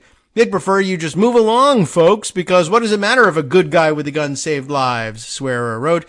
And then, of course, in the end, Warrender was charged with attempted murder, 2 counts of assault with the use of a deadly weapon, and illegally discharging a gun. But what's interesting, of course, is as the situation developed and things changed, Swearer had to revise her story, fall back to different positions, go with the, well, okay, maybe it wasn't an armed civilian, it was an armed security guard. But maybe it was only a part-time armed security guard, and maybe it wasn't a requirement of the job that he be armed, except wink, wink, it kind of was. But she had to, she hasn't given that ground yet, but she's shifting along the way, and it's like, that's why for the police, they don't have the luxury of really being able to have the ground shift under them like that and wave it away the same way you can if you're writing for the Heritage Foundation. Like, who cares if the Heritage Foundation gets the story wrong? It would be disinformation if they did, but it doesn't affect the underlying legal case, which is the serious thing here. And the police want to take time and get it right. And the fact that there isn't national news because nobody knows what the hell went on exactly, I think that kind of explains itself too. Anyway, so like I said, there are some other reports. Let's see, a couple of different news outlets there that covered it. Now, here's another Fox, but the local Fox affiliate in Las Vegas, the way they covered the thing on the developments by July 3rd, when they were reporting that the suspect in the shooting had yet to appear in court because they were undergoing medical treatment. Michael Bell filed this relatively short report for Fox 5 in Vegas, fox5vegas.com, saying the man suspected of opening fire inside the high-rise lobby on June 23rd was due in court on Monday but couldn't appear due to medical reasons. Andrew Warrender, 30, is charged with, we told you what the charges were. Defendant not transported due to medical reasons is what the court records show for his case on Monday morning. He's still being held without bond, so they haven't even had as much as an arraignment on it yet. But Amy Swearer wants, the news concluded and everything neatly bound up for her to present as a good guy with a gun framing to the country. And she's upset because she wants to be the first on the story, and she had the opportunity to do so because the Las Vegas Police Department was taking their time with things. She noticed it all the way from wherever, Washington, D.C., New York City. And, there was a gap in the reporting. She had it. So an opportunity to become famous as being the first person to break the news, even though, look, in Las Vegas, they knew all about it. It's just no one in New York or Washington, D.C. cared because it was just not a nationally interesting story generally. But she found an opportunity to make herself famous in it. All right. So there's really not much more about this except that Warrender is now expected to be back in court on July 18th for his preliminary hearing. But I just wanted to sort of show you, all right, well, here's what, local Fox affiliates, who arguably are controlled by a different group than Fox News Channel nationally, and certainly the Heritage Foundation, basically saying, it's really just not that big of a deal, quite honestly. So we're not even making it a splashy coverage thing. That's actually the bulk of the article. That's it. Now there's more. And each one of them has a little additional tidbit, I think, is why I put these things away. Here is the local NBC affiliate, 3newslv.com. Arrest report. Man who opened fire at Turnberry Towers shot by security guard after rifle malfunction. Okay, so we know the basics. This time they got the age, a different number. Andrew Warrender is reported as 32 in this one. That's, I don't know how these things happen, but they do happen. Mistakes are made in the initial reporting. That's just the way it is. This is a Wednesday, June 28th report. A couple of days. It's already, angry days for Amy Swearer. But as you can see, even the local reporters can't get the story straight entirely. Anyway, I thought this was of some interest. Some of you will be particularly angry about it, those of you named Karen. But the high-rise is on Karen Avenue. So, angry shooter on Karen Avenue. That's okay. We can all laugh at that. Investigators learned that Warrender brought an AR-15 style rifle to the complex, allegedly fired a round toward a security officer. Las Vegas Metropolitan Police wrote in their report, the rifle malfunctioned after one shot. Warrender tried to fix it. The security guard officer fired his gun, hitting Warrender several times. Let's see. Police determined that the rifle was a Stag 6.8. I don't know. I guess that's the maker, but with a casing stuck in the injection port in a partially chambered cartridge. Familiar problem. The security officer told detectives that a valet employee, remember this, came up to him and said Warrender was about to point a firearm at him, according to the arrest report. Warrender came into the front lobby wearing a helmet, holding a rifle, and the security officer heard a gunshot. He saw Warrender holding the rifle and fired 5 to 7 shots. But it took him a while. Detectives reviewed the surveillance video and saw Warrender walk down a staircase toward the main lobby. The video allegedly shows him firing one shot at someone who ducked down behind a front desk. Warrender appears to have a malfunction of the rifle and tries to fix it. He then places the rifle back onto his shoulder and again aims the rifle in the direction of the victim as he is crouched below the counter. Warrender's finger appears to press the trigger, but because the firearm malfunctioned, no bullet was discharged. The video shows Warrender walking toward the front entrance and leaving through a revolving door. Those doesn't look like a revolving door to me. Still holding the rifle. When he is shot by the security officer, police wrote, the officer holds Warrender at gunpoint until officers arrived on the scene. Warrender was taken to the hospital, booked in absentia on suspicion of attempted murder and assault with a deadly weapon. Police wrote that he underwent surgery, had to be sedated during his recovery, and thus couldn't speak with detectives. And let's see. It says here, this is the older article, that his next court hearing was scheduled for July 3rd. That didn't happen either. Witnesses who work at Turnberry Towers told police that Warrender often stayed at the complex. One person described him as socially awkward, but said that carrying a rifle was very out of the ordinary. Before the shots were fired, this person asked Warrender if he was okay, and Warrender replied that he was not okay. Well, okay, he's not okay. Another witness said Warrender was not behaving normally. This person said Warrender normally jokes with them, but he did not speak when he parked on Friday. The person said he did not see a rifle or helmet with Warrender when he arrived on the property. So that fills in a little more detail. Now, there's at least one other that has a little bit more detail. This one comes again from one of the local stations, I guess a different CBS outlet, I guess also affiliated with Las Vegas, though. 8 News now. Wasn't the other one also CBS? All right, maybe not. Anyway, shooter's AR-15 jammed during Turnberry Tower shooting. Okay, same stuff. Stephanie Overton is the reporter for this one. Now, let me see. I'll skim through. She, again, has his age as 32, so some question about whether he's 30 or 32.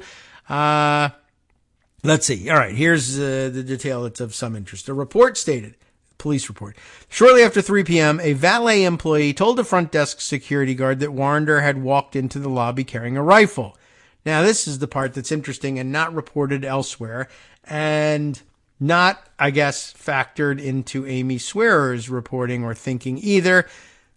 Valet employee tells security guard, hey, Warrender just walked into the lobby carrying a rifle. Security guard, the hero, the genius of the whole thing, the good guy with the gun, says the security guard told him, valet, that Warrender could carry an open carry rifle in Nevada. Sorry, it's an open carry state. What do you want me to do? A guy has a rifle. Big deal. So even the good guy with the gun, the security guard with the gun, voluntarily, his first reaction is, I carry a gun openly. I think anybody should be able to carry a gun openly. What do you want me to do? In other words, he says, call me when he starts shooting. So that's what he does. Good guy with a gun says, if the guy starts shooting, and I mean, I guess that's to be expected for gun rights advocates, right? He could be just open carrying. He's wearing a helmet. He says he's not okay. Well, basically, you're going to have to wait for him to start shooting at you. And when he does, let me know. So they did. And he did. And he shot. And guess what? They had to shoot him after all. That security guard told police that he had seen Warrender on an almost daily basis for the past year and a half and had never had any issues with him. Okay. I mean, you hope that the police would be so restrained sometimes in their responses, except in Colorado Springs, where when people call and say there's an armed guy walking up and down the street with an AR-15 and I'm afraid he's going to start shooting people, and they say, well, call us when he does. And he didn't have a malfunction. So that was bad. According to the report, the valet driver thought that something was off with Warrender and approached Warrender to ask if he was okay, to which Warrender replied that he was not okay. Remember that the other article was like, well, some person at the complex. As it turns out, it was one of the front desk people, the valet guy. He asked him, are you okay? The valet driver asked Warrender why he had a rifle with him. Warrender moved the rifle in a motion as if he was going to point it at him, the report stated. The valet driver then moved back to the front desk and told security guards to call the police. Except that security guards said, meh, what can I tell you? Unless he said, the guy has a rifle, and the security guard said, nothing I can do about him having a rifle. And then he went to talk to him and said, are you okay? And he said no, and went to point the rifle at him. And he didn't shoot him, thankfully, but he had the time to run back to the front desk and call the security guard again and say, well, now he's pointing it at me. Yeah, well, wait till he starts shooting. I told you to wait till he shoots. The valet driver moved back to the front desk, told the security guards to call the police. At 3:11 p.m., an HOA manager, Homeowners Association manager, told the police that she was notified by one of the security guards that a resident of the property was armed with a rifle. So now he's gotten alarmed enough to tell who? The police? No. The homeowners agency, homeowners association. Okay, that's the way to run it up the chain. So he was notified by a security guard that a resident of the property was armed with a rifle, and they believed, quote, he may start shooting people. According to the report, the manager and her assistant were going to leave the office when they saw Warrender, who made a motion with the rifle but did not point it directly at her. Okay. The report stated she believed that he was going to shoot her and feared for her life. I assume here we mean the he. She believed that he was going to shoot her and feared for her life. She and her assistant pushed multiple objects, including a desk, against a door in her office and hid. According to the report, a second security guard told police that he was standing behind the counter of the front desk, watching Warrender on the security cameras as the valet driver spoke with Warrender. While he was standing behind the desk, he saw Warrender walk toward him with the rifle in his hand. Everybody thinks they're talking while he's walking toward them, apparently. At 3:13 p.m., the report stated the security guard ducked below the counter at the same time that Warrender fired a shot in his direction. 1 minute later, security footage then appears to show Warrender's rifle malfunctioning before he tries to fix it. He then appears to aim the rifle in the direction of the security guard hiding behind the desk, but because the firearm was jammed, it did not fire. He then exits the building. The report stated a third security guard told police that when Warrender entered the lobby, he attempted to escape, believing that Warrender was going to shoot his rifle. When he walked through the front office, he heard a gunshot. He continued through the front office and exited the building through a side door. According to the report, as the third guard exited, he saw Warrender exiting the main entrance to the lobby while holding the rifle in his hand.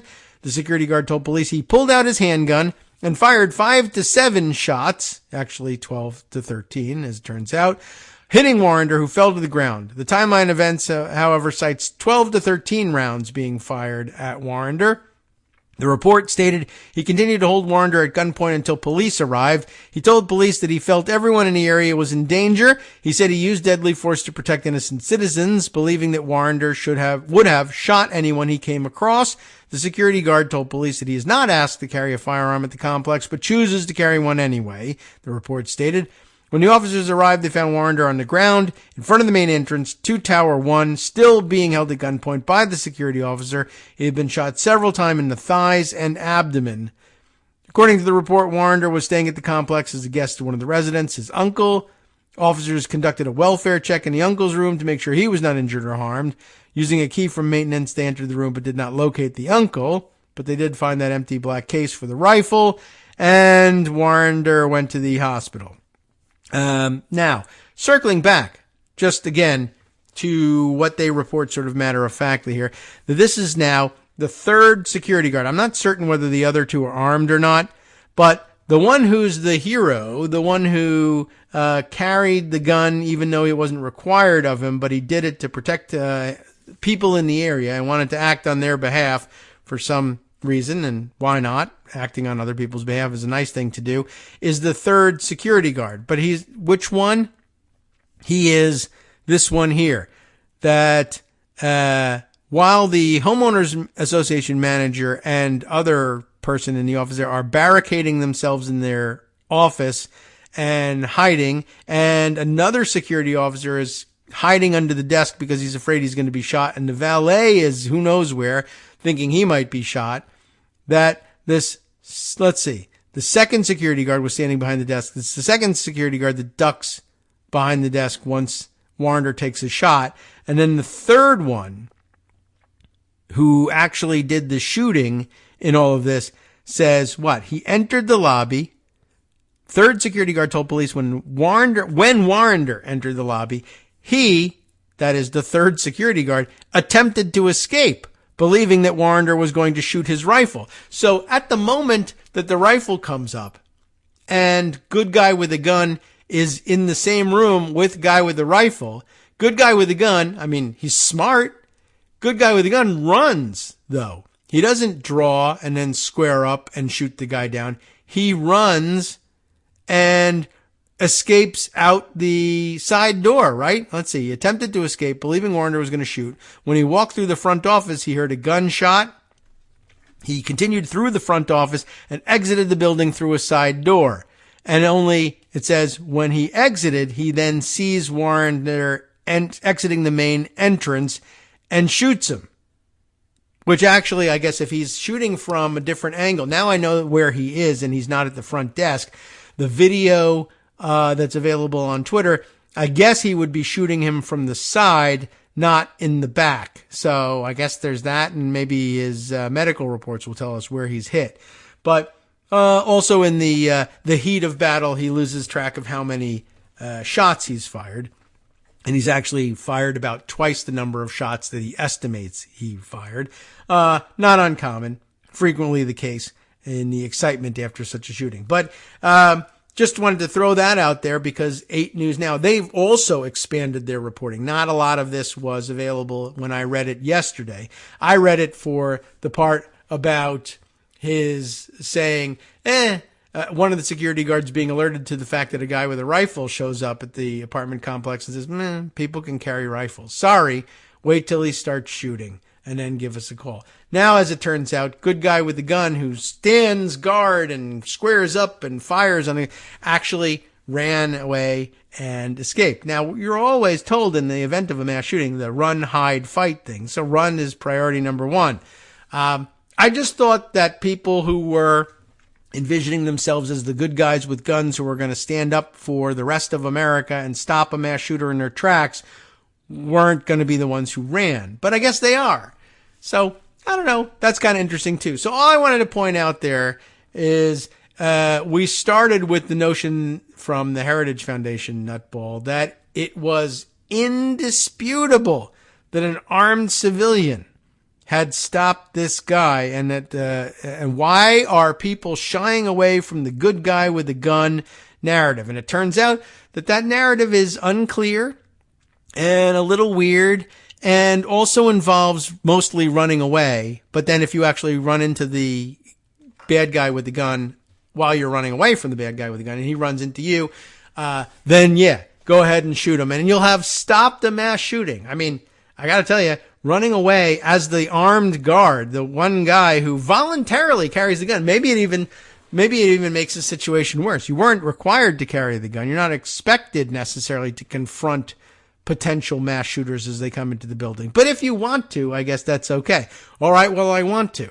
Okay, well, then here's a mass shooter. You know what? I don't want to. Actually, I'm on my way. I gotta go. I'm late for a thing. I gotta wash my hair. And then, I don't know. It's not entirely clear. I mean, maybe his plan is I'm going to go out the side door and I'm going to circle around.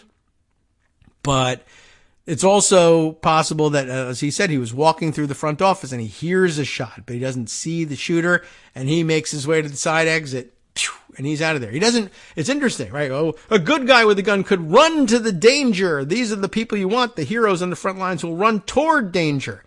Unless they run away from danger, and danger then later confronts them accidentally. Well, then they'll do something. And, if the guy accidentally runs into you, I guess you'd rather have a gun than not. Everyone would acknowledge that. It's just that this was a guy who made a conscious decision to bring a gun with him all the time in case just such a situation arose. And he's still kind of like, I'm going to do what the unarmed people do. I'm going to run away. Who could blame him? I mean, your life was in danger. I think that's what most people would do. It's just that you should realize that in reality, carrying the gun doesn't transform good guys with guns into heroes. Circumstances have to be right in order for it to work out. Like the shooter has to run into you and you have no choice but to do something. But anyway, I just thought by reading those additional articles, maybe they're wrong. Maybe more reporting will come out that will clarify those details and make them less convincing to us.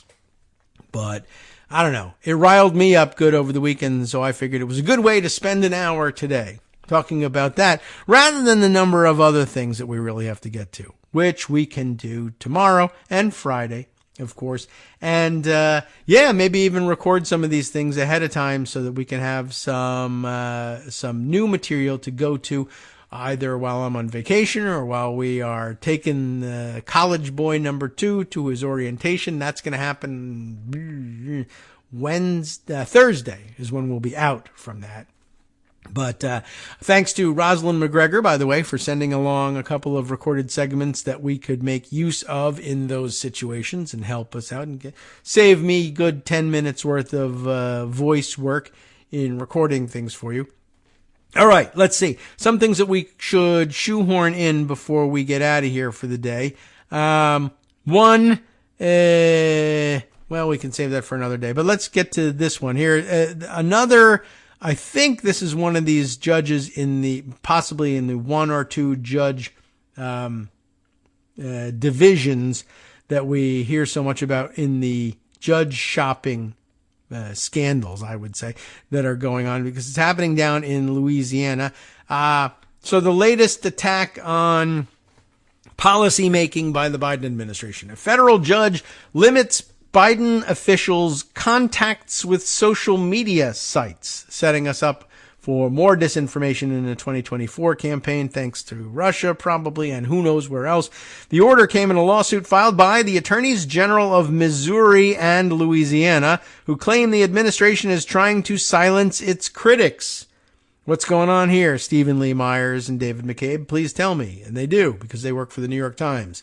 A federal judge in Louisiana on Tuesday restricted the Biden administration from communicating with social media platforms about broad swaths of content online, a ruling that could curtail efforts to combat false and misleading narratives about the coronavirus pandemic and other issues.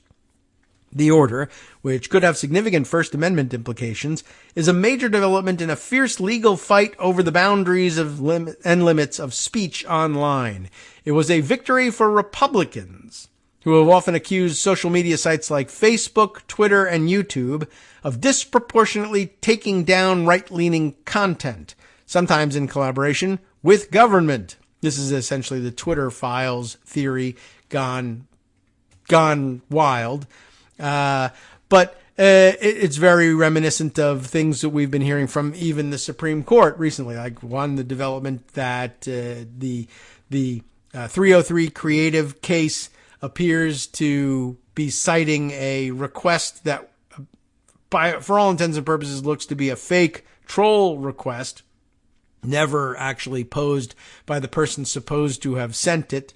That was of some interest. But between that and and Missouri standing for the loan processor, even though the loan processor didn't want to file suit, but going back to the days of broccoli mandates and Cornhusker kickbacks and the, I guess, short but important tradition, if you will, of the Supreme Court inventing the facts it needs, the praying coach case that we cited also last time we were speaking about this.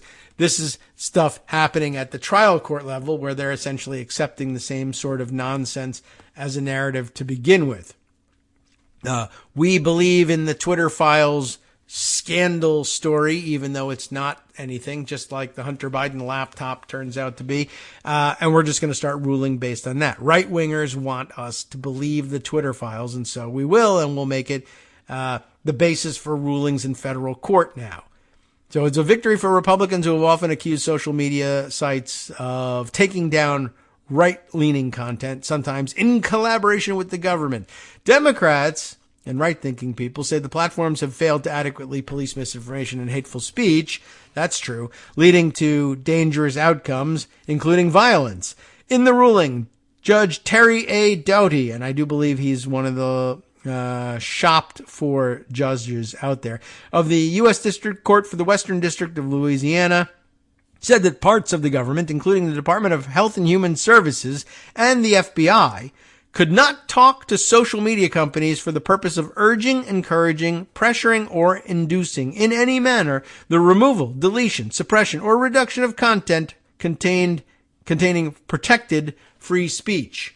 Of course, the question is, what's protected free speech? But now they'll have to deal with that red tape when they want to do something like delete pandemic misinformation or terroristic threats, for that matter.